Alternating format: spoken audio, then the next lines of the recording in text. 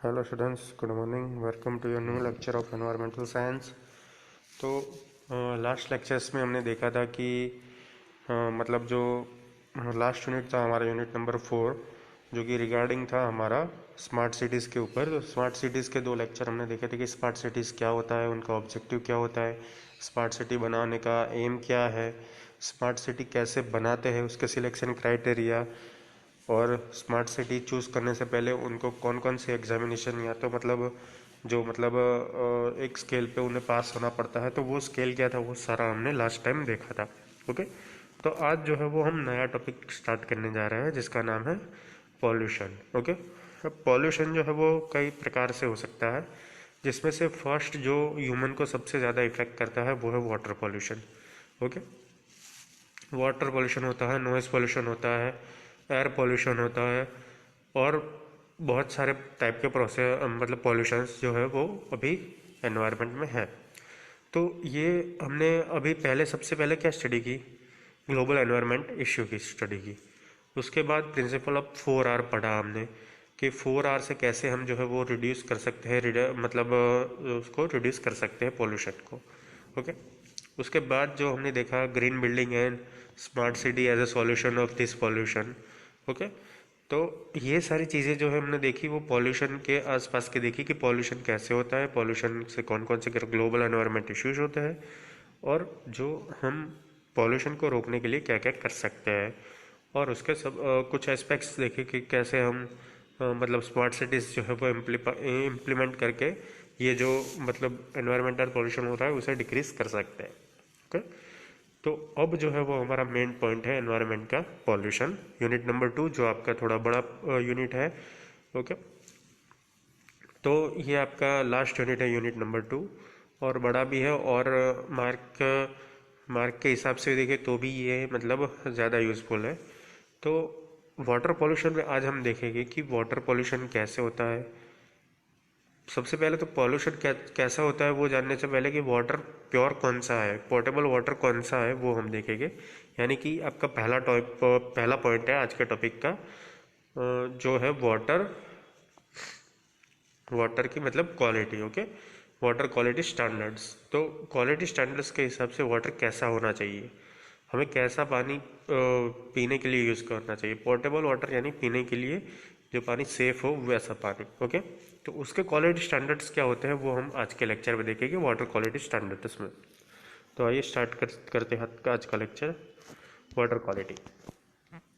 The guidelines for drinking water quality recommended by वू relates the following variables. उसमें वू ने वेरिएबल्स जो है वो डिसाइड किए कि इसके बेस पे हम डिसाइड करेंगे कि हमारी वाटर क्वालिटी कैसी है। सबसे फर्स्ट है एक्सेप्टेबिलिटी एस्पेक्ट्स, सेकंड जो है माइक्रोबायोलॉजिकल एस्पेक्ट्स, थर्ड है केमिकल एस्पेक्ट्स, एंड फोर्थ है आपका रेडियोलॉजिकल एस्पेक्ट्स। तो acceptability aspects, microbiological aspects, chemical and radiology. उसमें से सबसे फर्स्ट है एक्सेप्टेबिलिटी एस्पेक्ट, यानी कि हम कैसा वाटर एस्पेक्ट कर सकते हैं, एक्सेप्ट कर सकते हैं वो। तो उसमें सबसे फर्स्ट है physical parameters. The ordinary consumer जजेस the water quality by its physical characteristics. हम सभी ये ऑर्डिनरी कंज्यूमर में आ जाते हैं। ओके, हम सब पानी को जज कैसे करते हैं, उसकी फिजिकल कैरेक्टरिस्टिक्स से। ओके, क्योंकि केमिकल कैरेक्टरिस्टिक्स जज करना हमारे हाथ में नहीं होता, क्योंकि हम वो देख नहीं सकते, हमारे पास ऐसे इक्विपमेंट नहीं होते हैं कि हम ऑन द स्पॉट चेक कर सके कि ये पानी केमिकली कितना हमारे लिए अच्छा है। तो सबसे फर्स्ट आता है physical parameters water quality check करने के लिए, जिसमें होता है turbidity, colour, taste and odour, temperature. Okay, turbidity, colour, taste and odour and temperature. सबसे फर्स्ट है turbidity. Drinking water should be free from turbidity. Drinking water जो होता है वो टर्बिडिटी से फ्री होना चाहिए सबसे फर्स्ट। तो टर्बिडिटी क्या है वो देखते हैं। It is cause by particulates matter that may be present as consequences of inadequate treatment in the distribution system. Okay, पानी में अगर पार्टिकुलेट्स मैटर हो और इनएडेक्वेट उसे ट्रीटमेंट मिली हो, यानी कि उसे अच्छे से ट्रीटमेंट ना मिली हो, तो उस टाइम में जो है वो टर्बिडिटी राइज हो सकती है आपके वाटर में। It may also be due to presence of inorganic particulates matter in some ground water.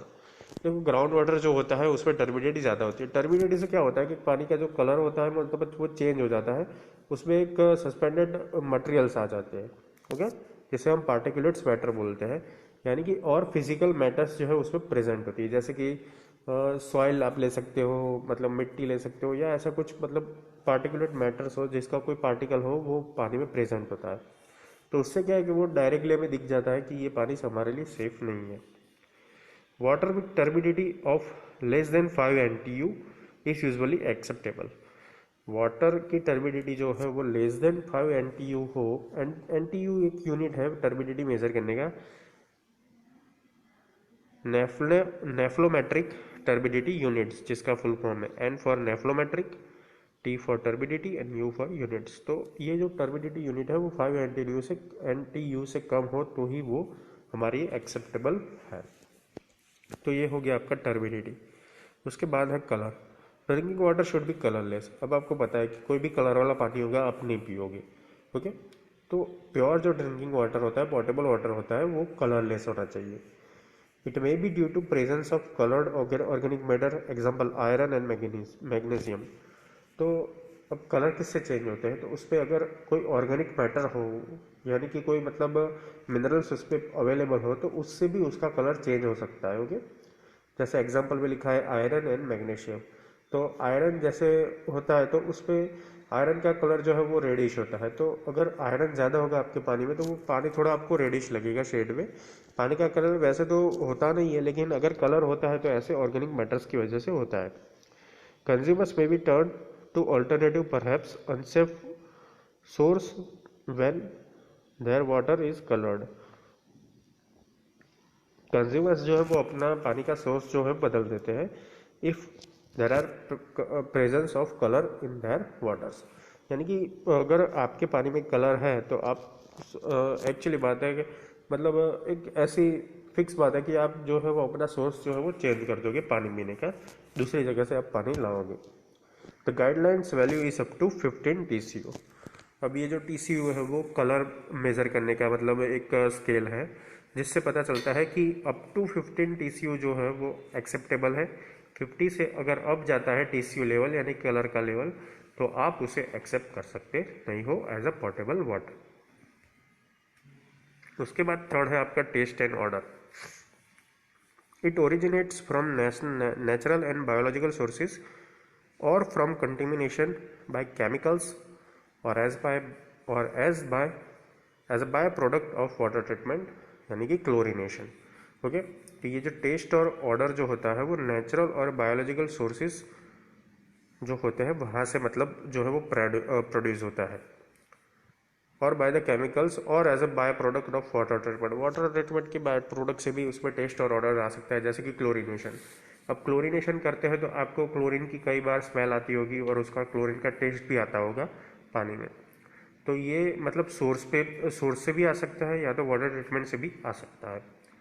It may B also develop during storage and distribution. Storage और डिस्ट्रीब्यूशन में भी अगर कुछ मतलब कोई मतलब जो जिसे हम मिनरल्स बोलते हैं या तो कोई दूसरी चीज़ जो है केमिकल कंपोनेंट वाली, वो उस पर मिक्स हो जाती है डिस्ट्रीब्यूशन और स्टोरेज में, तो भी उसमें टेस्ट और ऑर्डर जो है वो चेंज हो सकता है। No health based guidelines value is purpose for the taste and order.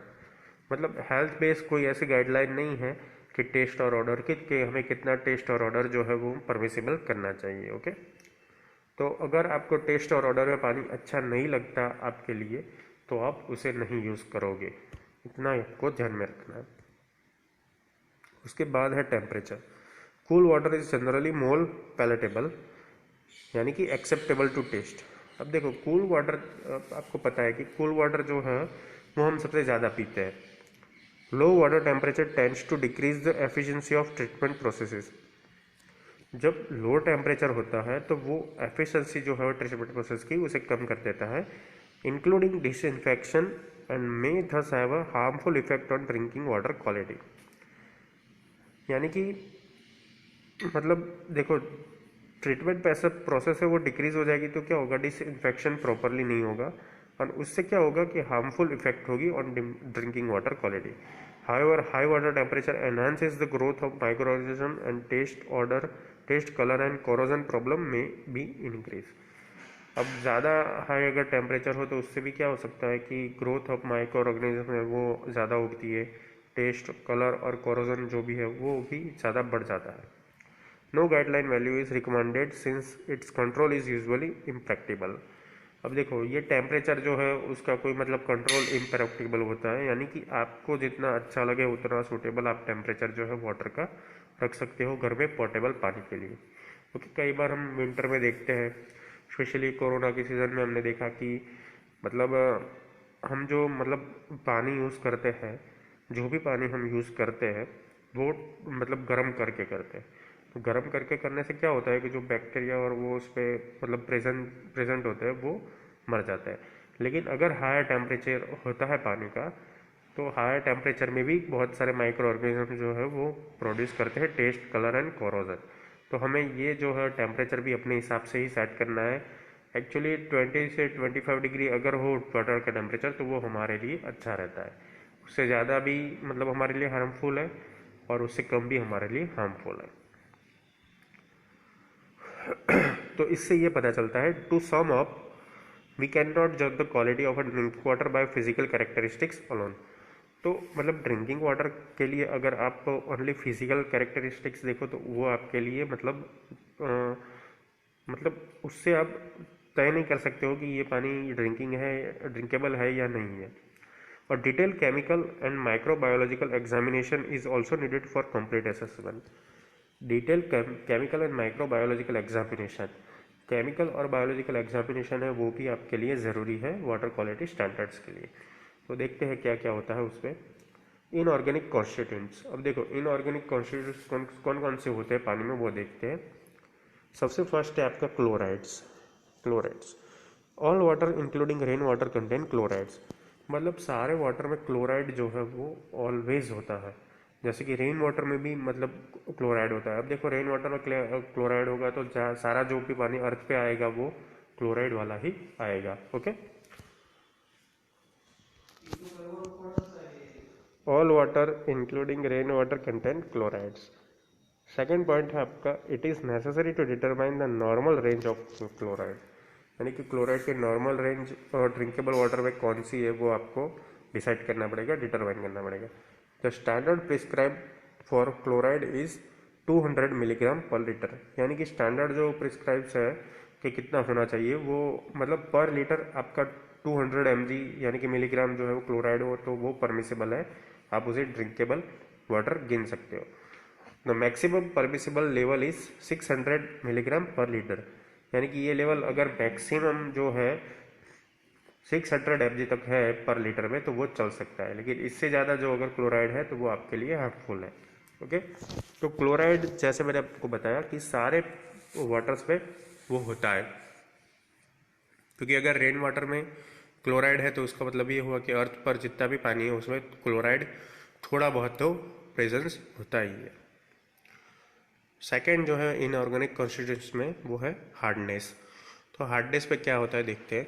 Public acceptability of the degree of hardness may vary considerably from one community to another depending on local conditions. Okay. अब ये जो hardness होती है water की वो जो है वो considerably from one community to another community change होती है. यानी कि कोई जो है वो ज़्यादा हार्डनेस वाले पानी जो है वो पी सकता है और दूसरे जो मतलब कम्युनिटी है जो अच्छी जगह पे रह रहे हैं वो लोकल कंडीशंस में तो वो लोग जो है वो हार्डनेस इतना मतलब ड्रिंक नहीं कर सकते. The taste threshold for the calcium ion is in the range of 100 to 300 milligram per liter depending on the associated anion, and the taste threshold of magnesium is possibly less than that for calcium. Okay. यानी ये क्या बताना चाह रहा है कि calcium ion की जो रेंज है वो 100 से 300 होनी चाहिए. ओके. और मैग्नीशियम की जो हो मतलब जो रेंज है वो 100 से 300 से कम होनी चाहिए. यानी कैल्शियम से मैग्नीशियम कम होना चाहिए. तो कैल्शियम और मैग्नीशियम से पानी में हार्डनेस आती है. इसीलिए in some instances water hardness in excess of 500 milligram per litre is tolerated by the community. यानी कि कई जगहों पे जो वाटर की हार्डनेस है वो 500 मिलीग्राम पर लीटर से भी ज़्यादा होती है और उसे जो है वो टॉलरेट करती है कम्युनिटी, यानी कि उसे वो कम्युनिटी पी सकती है। उसके बाद जो है वो आपका थर्ड जो है इनऑर्गेनिक कॉन्स्टिट्यूएंट जो है वो है एमोनिया। तो एमोनिया जो होता है वो क्या होता है, किस उससे क्या इफेक्ट पड़ती है ह्यूमन हेल्थ पे, वो देखते हैं। Ammonia in the environment originates from metabolic agriculture and industrial processes and from disinfection with chloramine। Okay, ammonia जो है वो एग्रीकल्चरल एंड इंडस्ट्रियल प्रोसेसेस से पैदा होता है एमोनिया। अब देखो एग्रीकल्चर में और इंडस्ट्रीज में एमोनिया कॉमनली जो है वो हमें मिलता है एज अ मेन कॉन्स्टिट्यूएंट। तो वो जब पानी अगर खेत में या तो फिर इंडस्ट्रीज में से आपके वाटर सोर्स पे मिक्स होता है तब क्या होता है कि वो एमोनिया उसमें जा मिलता है। And from disinfection with chloramine, अगर हम क्लोरामाइन से डिसइंफेक्शन करते हैं तो वहाँ भी जो है वो एमोनिया जो है प्रोड्यूसेस होते हैं। Natural level in ground and surface waters are usually below 0.2 milligram per litre. Natural level जो ग्राउंड और सरफेस वाटर का है वो यूजुअली 0.2 mg पर लीटर से कम होना चाहिए। Intensive rearing of farms animals can give rise to much higher levels in surface water. देखो ये फार्म से जो मतलब पानी जाता है सोर्सेस ऑफ वाटर में, तो उससे क्या होता है कि हायर लेवल जो है वो एमोनिया का बढ़ जाता है, एमोनिया का हायर लेवल हो जाता है in the surface water. Ammonia can compromise disinfection efficiency, result in nitrite formation in the distribution system and can cause the failure of filters for removal of manganese and cause taste and odor problems। तो देखो ammonia से क्या होता है, उसमें क्या होता है कि can compromise disinfection efficiency results in the nitrite formation. अगर एमोनिया आपका नाइट्राइट के फॉर्मेशन में होता है तो वो डिसइंफेक्शन की जो एफिशिएंसी जो है उसे मतलब डिक्रीज कर सकता है in the distribution system. And उससे क्या होता है कि failures of filters for removal manganese and cause taste and odour problem. तो उससे क्या होता है कि मैंगनीज के जो फिल्टर्स होते हैं मैंगनीज को रिमूव करने वाले, उस वो फिल्टर को वो मतलब फेल कर देता है और उससे क्या होता है टेस्ट और ऑर्डर के प्रॉब्लम्स जो है वो बढ़ जाते हैं पानी में। तो एमोनिया सबसे पहले क्या करता है कि नाइट्राइट फॉर्मेशन में डिस्ट्रीब्यूशन सिस्टम में जाता है, वहाँ से वो मैग्नीशिया को रिमूवल करने वाले जो फिल्टर है उससे फेल कर देता है और उसका फेलियर होने से टेस्ट और ऑर्डर का प्रॉब्लम जो है वो जनरेट करता है। तो ammonia generally taste and odour का प्रॉब्लम्स जो है वो जनरेट करता है। उसके बाद जो है वो आपका इनऑर्गेनिक कॉन्स्टिट्यूएंट्स है पीएच। तो पीएच से क्या होता है देखते हैं।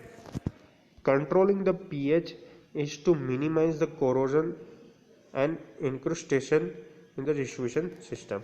यानी कि आपको कोरोजन मतलब कम करना हो, कंट्रोल करना हो तो पीएच जो है वो आपको मिनिमाइज करनी चाहिए। पीएच मैं बेसिकली मैं आपको बताना चाहता हूँ कि पानी में आपको आपने पीएच जो है वो 10th स्टैंडर्ड में पढ़ा होगा, 12th स्टैंडर्ड साइंस में भी पढ़ा होगा। जो जो साइंस पढ़े उन्हें पता होगा कि पानी में जो हाइड्रोजन आयन का मतलब प्रेजेंस होता है उसकी वजह से पीएच जो है वो मतलब डिसाइड होती है। अब पीएच जो है वो दो टाइप की होती है, एक एसिडिक टाइप की और एक बेसिक टाइप की। एक पूरा उसका पीएच का स्केल आता है जिसमें अगर 7 से अपर है तो उसे मतलब बेस बुलाते हैं या 7 से कम है तो उसे एसिड बुलाते हैं। तो वो डिसाइड करते हैं कि कौन एसिड है कौन बेस है। तो पीएच के आधार पे हम तय करते हैं कि कौन सा एसिडिक सॉल्यूशन है कौन सा बेस सॉल्यूशन है। PH level of less than 7 may cause severe corrosion of metals in distribution system and elevate the level of lead। देखो अगर 7 से कम है आपका पीएच तो वो कॉरोजन ऑफ मेटल होता है डिस्ट्रीब्यूशन सिस्टम में। डिस्ट्रीब्यूशन सिस्टम में जो भी मेटल मतलब अवेलेबल है डिस्ट्रीब्यूशन करने के लिए तो उसका कॉरोजन होता है और उससे क्या होता है कि पानी में जो लीड जो मतलब लेड होता है उसका जो प्रपोर्शंस होता है वो एलिवेट हो जाता है, बढ़ जाता है, उसका लेवल बढ़ जाता है। तो लेड आपको पता है कि हमारे लिए बहुत ही हानिकारक है। तो वो लेड का मतलब जो प्रोपोर्शन होता है उसे इंक्रीज करने का काम ये पीएच लेवल से होता है। अगर आपका पीएच लेवल 7 से कम है तो आपका मेटल का कोरोजन होगा डिस्ट्रीब्यूशन सिस्टम में। कोरोजन की वजह से जो लेड निकलेगा वो आपका पानी में जाके मिल जाएगा और वही ड्रिंकिंग पानी आप अपने घर में यूज़ करोगे। ओके, तो पीएच मेंटेन करना डिस्ट्रीब्यूशन सिस्टम के लिए बहुत ही ज़रूरी है। pH level above 8, there is a progressive decrease in the efficiency of chlorine disinfection process। यानी कि अगर 8 से ऊपर हुआ है आपका pH तो क्या होगा कि जो क्लोरीन डिसइंफेक्शन प्रोसेस है वो डिक्रीज हो जाती है। यानी क्लोरीन से जो हम डिसइंफेक्शन करते हैं वाटर का, उसकी प्रोसेस की एफिशिएंसी जो है वो बहुत कम हो जाती है, तो वो भी हमारे लिए बहुत ही नुकसानकारक होता है। And acceptable pH drinking water is between 6.5 and 8.5। अब पीएच का लेवल आपके पास क्या होना चाहिए ड्रिंकिंग वाटर के लिए, वो यहाँ पे बताया है 6.5 टू 8.5। अगर आपकी पीएच जो है वो 6.5 और 8.5 के बीच में है तो वो आपका सेफ ड्रिंकिंग वाटर है। अगर उससे कम है यानी कि 7 से कम है, 6.5 से कम है, तो उसमें लेड का लेवल ज़्यादा बढ़ जाएगा। और अगर 8 से ज़्यादा है तो डिसइंफेक्शन प्रॉपरली नहीं हुआ होगा सिस्टम्स का। ओके, तो ये सारी चीज़ें आपको पीएच के रिगार्डिंग जो है वो याद रखनी है। आगे भी बहुत सारे इनऑर्गेनिक कॉन्स्टिट्यूएंट्स है जो हम नेक्स्ट लेक्चर में देखेंगे स्टूडेंट्स। तो students, thank you for watching and keep watching for updating videos of environmental science. Thank you.